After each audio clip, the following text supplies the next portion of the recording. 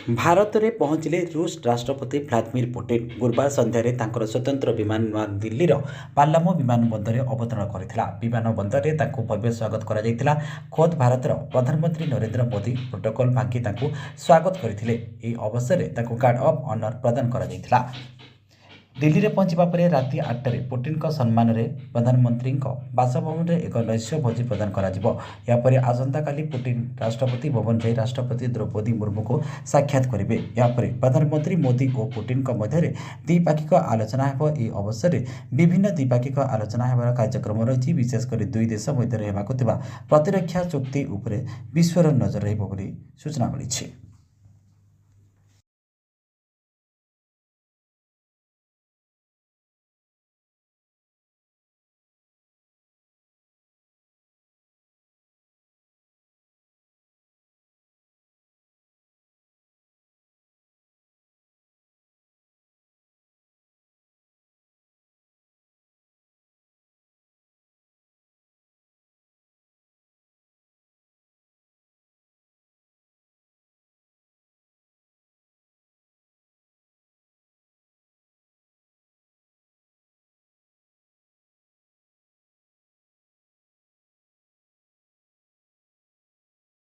दर्शक बंधु आपण मैंने यूट्यूब रे 24 घंटार अपडेट खबर जानिबा पई यूट्यूब रे टाइप करंतु न्यूज एंड ओडिया। एबे यूट्यूब रे न्यूज एंड ओडिया चैनल उपलब्ध।